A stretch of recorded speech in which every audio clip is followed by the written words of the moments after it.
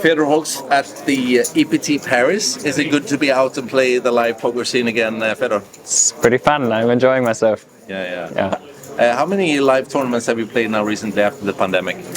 I mean, it started picking up like late 2021, like 2022. So in 2022, I started getting more active in the live scene again. Yeah. What's the biggest differences from, let's say, 9 years ago when you were so active? I mean, I would say the biggest difference is the strength of the player. So like right now there's 20, 25, 30 players who are like at the top of the game, very strong opponents. So yeah, it's just a different game right now. Is it more strong players and also less weak players, if you know what I mean?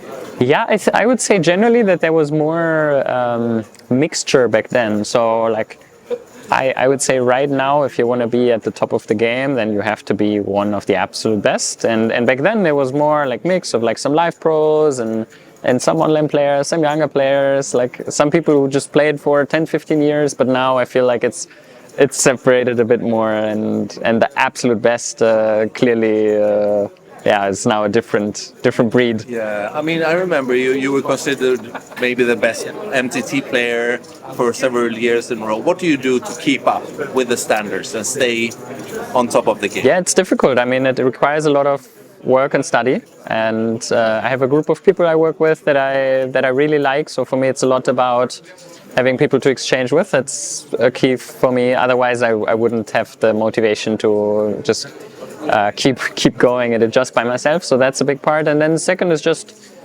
studying the game and my opponents. Like I play against the same opponents all the time, so it's very important to understand how they think and play. When you started to play, were there any specific names or players that you looked up to and tried to copy in a way, you know?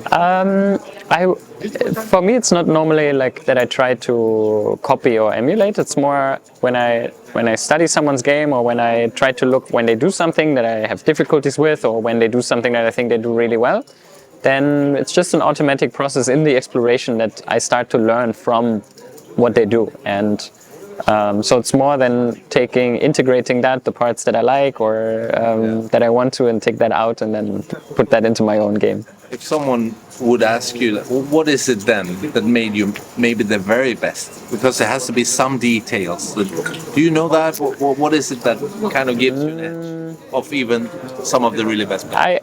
I mean, I think back then it was a bit different, because the best online players were actually a bit different than the best live players. And nowadays it's not so much like this. So nowadays it's more like the best online players are also the best live players. And that gave an advantage back then, because I played a lot online, but I also played a lot live. So I learned online basically, and then transitioned into live. And that a lot of the opponents I faced have been playing mostly live for a longer time, and that gave me an advantage. So I was, let's say, more at the current state of online poker back then. I could take all of that and then bring that into live poker. That definitely helped me. Is there time for anything else? Do you live in Vienna now? I live in Vienna, yes. Yeah. What do you do when you're playing poker? Oh, I do a lot of things. I have a company that I run, which is called Poker Code. So poker coaching is involved, but also the operational side of things, of growing that, building a community. So I care a lot about this. Then my girlfriend, she lives in Berlin, I live in Vienna. So there's some traveling and organization involved. And then I'm curious and interested in a lot of different things. So my schedule is always... Do you think it's important not to be totally melted in your brain to look into other aspects of life than poker?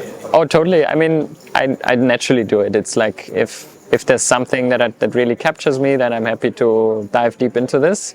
But right now with poker, it's like, let's say there's a quantity or volume that I'm really enjoying. It's like these high rollers where I really feel in the zone and really enjoy improving my game.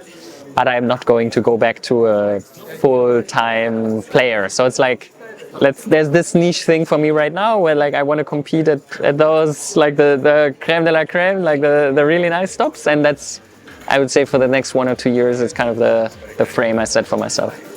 Sounds like a good plan, Fedor. I know you're going back to play the high roller. Yes. Good luck in that. Thank you so And I much. look forward to a long conversation when we're back home and can relax a little. It's gonna be great. All right. Thank you very much, Fedor. Thanks.